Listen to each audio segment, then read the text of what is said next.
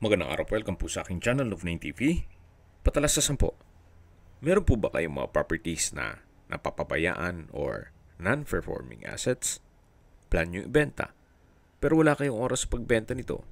Kung ito'y pagkakatiwala nyo po sa amin, tawag lang po kayo sa aking numero. Usap po tayo. Gawan ko po ng video for free. Yes, libre po. Wala po kayong babayaran. Tutulungan pa namin kayong mabenta ang inyong property. Kami na po bala sa marketing, sa boosting or paid ads. Even sa tripping, hindi na po kayo mapapagod sa pag-entertain ng mga buyers. Kami na po bala sa lahat. Tawag lang po kayo. Nandito po tayo ngayon sa Alfonso, Cavite, kung saan meron po tayong bagong video presentation. Isang residential farm lot na along Barangay Road o two-way cemented Barangay Road.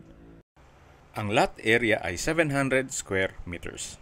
At may frontage na 13 meters. Dito po sa area ay may tubig, kuryente at internet provider. Magpapakunik na lang po kayo. Gawa ng may mga kabahayan na rin po dito. Isa po sa kagandahan dito sa property, sa dulo po nito ay may access sa ilog. Medyo malalim nga lang po. Hindi natin ma-access ngayon at medyo masukal. Upon tripping, pwede nyo naman pong i-check ito. Kaya kung sakali man na gagawa kayo ng resort, may access na po kayo sa mismong ilog. At ang kagandahan po sa ganitong sukat ng lupa na 700 square meters ay less maintenance. At dito po sa loob ng property ay meron pong mga fruit-bearing trees gaya ng saging, langka, lansones at maraming pa pong iba. Meron din pong 4 na puno ng mahogany. Kung hanap niyo po ay isang maliit na property at hindi naman ganun kalakihan ng budget, well, you might consider this property. Tunghayin niyo po itong napagandang lupain kung saan napakatahimik po ng lugar, sariwang hangin, at malamig po ang klima. Malayo na rin po ito sa 14 kilometers danger zone ng Taal Volcano. Ito po ay nasa mataas na lugar. Ang estimated elevation above sea level ay 1,347.4 feet. Kung gagawin nyo po ng bahay bakasyunan para sa inyong retirement, okay na rin po itong ganitong sukat ng lupa.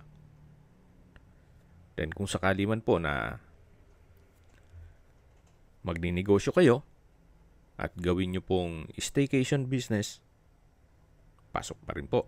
Gawa ng malaki na rin po itong 700 square meters at sa dulo, mayroon pang ilog. Okay, sa distance, location at travel time portion na po tayo.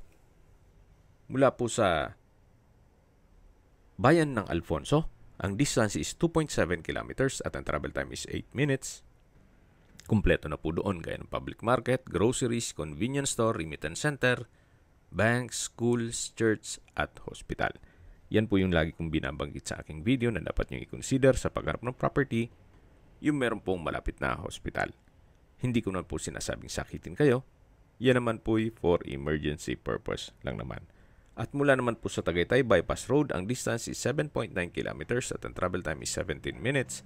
Mula naman po sa Twin Lakes, ang distance is 14.4 kilometers at ang travel time is 27 minutes. Mula naman po sa Tagaytay Rotonda, ang distance is 17.9 kilometers at ang travel time is 36 minutes. Kung manggagaling naman po sa Manila o sa airport, ang distance is 59.8 kilometers at ang travel time is 1 hour and 46 minutes. Okay, sa presyo na po tayo. Binebenta po ito ni owner sa halagang 4,000 pesos per square meter. Kung may mga katanungan po kayo, tawag lang po kayo sa aking numero. At sa mga kababayan naman natin nasa ibang bansa, meron po akong Telegram. Sa mga iPhone user naman, may iMessage. Meron din pong Imo, Skype, Viber at WhatsApp. Same number lang po, 0917-316-3399. Sa mga nagtatanong naman po ng aming Facebook, meron po aming Facebook page na Nov9TV at Facebook Reel Video. Meron din pong TikTok at Instagram. May ibang YouTube channel po kami na The Nov9 TV channel, Nov9 TV Listings, Nov9 TV On The Spot, Nov9 TV Updates, at Nov9 TV House Rental.